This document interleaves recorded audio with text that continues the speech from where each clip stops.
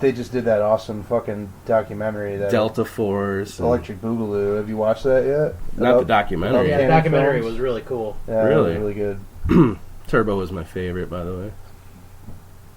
Yep, then stars the amazing, gorgeous Matilda Mays. Oh, man. Yeah, a lot of people in this movie. Fucking Peter Firth and Patrick Stewart. Yeah, Patrick Stewart. Peter Girth. Well, that was His nickname. I don't know. That'd be cool, though. I would do it if that was my name, even though it's probably not true. But who else was in it? Patrick Aubrey Stewart. Morris. Oh, Patrick Stewart, yeah. And Aubrey Morris from Clockwork Orange. Yeah, this is when Patrick Stewart still had no hair. Yeah, he's another dude that's always looked the same. Yeah, he's aged He's well. timeless. Yeah. And this is his first on-screen kiss, and it happened to be with a dude. Dude. Yep. So right off the bat, it starts off... Epic score, just... dun-dun-dun-dun. So that score is in so many commercials. I think is a fantasy draft football commercial, and it's been in beer commercials. It's Really? to this day, like every time a DraftKings commercial comes on, it's that song. Huh. How damn. I'm kind of. I haven't had TV in so long. Oh that yeah, that's true. I don't know anything about commercials anymore. So I don't even know if this song was made for this film. Maybe not even that. Was it a Cayman thing? It was like Mancini scored it, but he may have contracted an orchestra to... Oh, Michael Kamen had something to do with it. That's what I read. But I don't know if that was the song that he did. So right off the bat, they're headed towards Halley's Comet. And then, I forget exactly for what. Probably just research, right? And then they notice on the radar that there's something 150 fucking miles long and 2 miles fucking wide. Yep. I think they go up there to explore it just because it's like Halley's Comet only comes around like once every 70 years or 79 something, or 80 years. Yeah, Yeah. I think that's when they notice, like, on their radar that there's something massive in there. 150 miles long. Yeah. And That's, I mean, think about that for a second. Mhm. That's the distance from, like, here to almost the Toledo. border in Ohio. Yeah. Yeah. That's crazy. yeah. That's a large structure. Yeah. It's all organic too.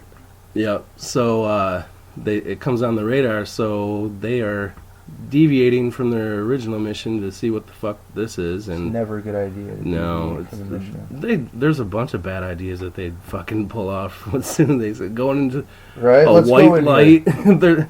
So they get in there and Find thousands of dead bats. thousands things. of huge dead bats. Desiccated.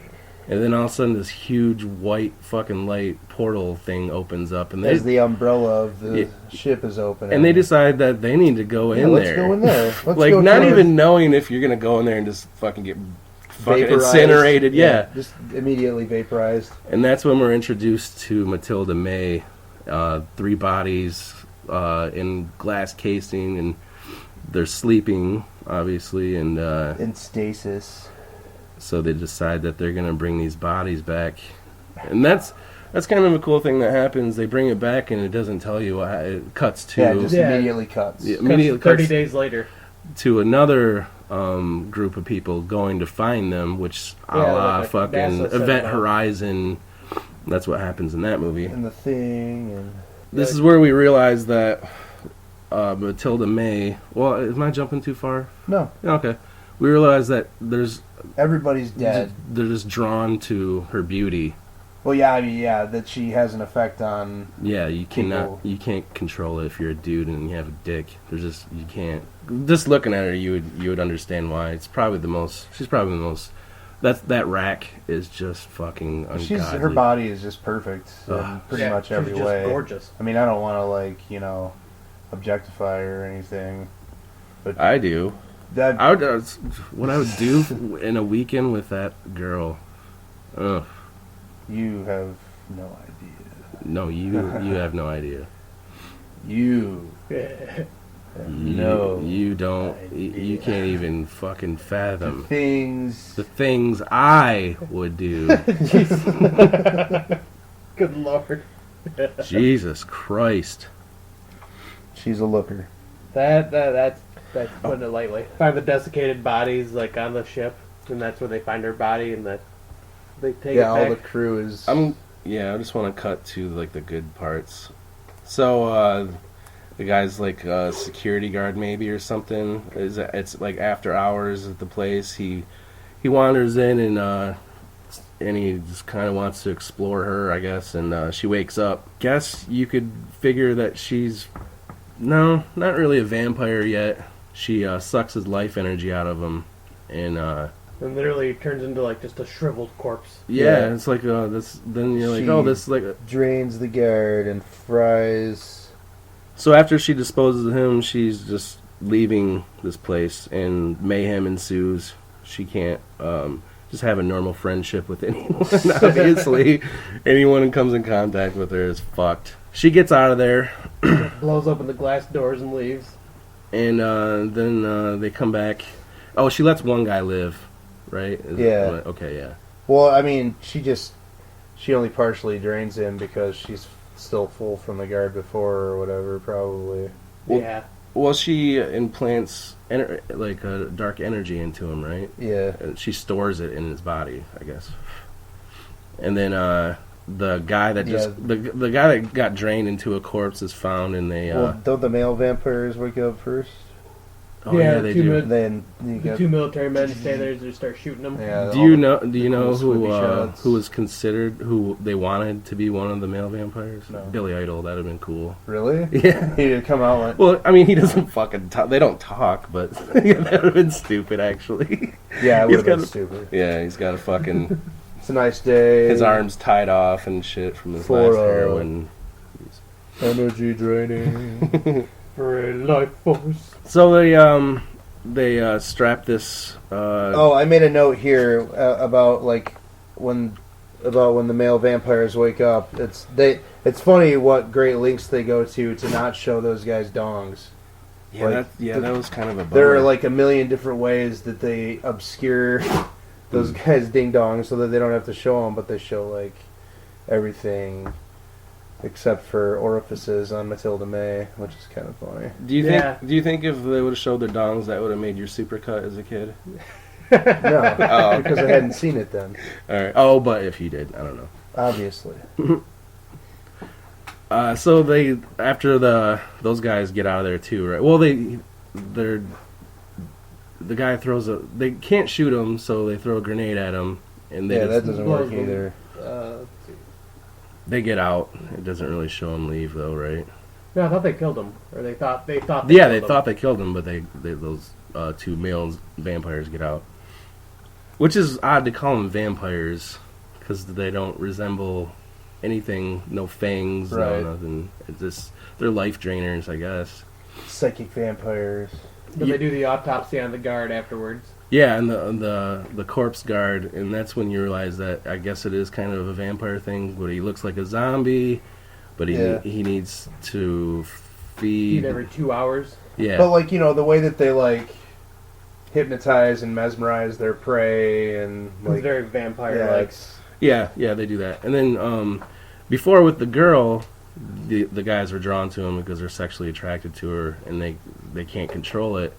This dude does the same shit to a male officer. Yeah. It's like, so I guess that guy's gay, but he's got a thing for corpsey looking guys because he's immediately drawn to him. It's like in True Blood, he's like glamoring them or whatever they call it. But he goes in for a kiss, though. I mean, the guy's gay. And then so the guy, the corpse gets his life energy. Token incidents of... We're not getting racism or misogyny. This is... No, there's nothing wrong with him being gay. Is that what you're getting at? No. Why would you think there's something wrong with that? I don't. I think you're projecting on me, and I'm not saying that at all. So that's when we find out that these corpses can go back to human form. It looks like the guy's not even aware what the fuck happened as soon as... Yeah, he seems completely confused on what he did. Yeah, and then so they lock him up, and he turns to dust because he needs to feed. If they have to feed every 2 hours, or they'll just So there's your vampire. Well, that's time. That's where Aubrey Morris comes into the story too. The guy from... Yeah, the guy from Clockwork Orange. He shows up right after they find the dead woman in the park, Oh. Oh, Okay. yep. The colonel gets a call about a woman was found in the park, like a dried husk, like the researcher. That's when we find out about the whole, once they're transformed, they need to feed every 2 hours. After the doctor had gotten drained by that one corpse after the autopsy, they go and they had him in a jail cell and they check him, like go to like just kind of test that whole 2 hour theory, and he like charges the jail cell and explodes into dust. That's pretty cool. Tries to go through the bars like Robert Patrick in Terminator 2, but it doesn't work. No, he doesn't have Work out quite the very well. technology I'm for not. that I'm guy. not liquid metal. He didn't know. Then the woman corpse they go back and that woman corpse awakes tied to the bed, and they just kind of observe her, and she explodes after not That being whole able to bit. feed. There's something about Dan O'Bannon and having like dead ladies on a slab. Like, Yeah, I mean, Freaking out. same exact year and everything.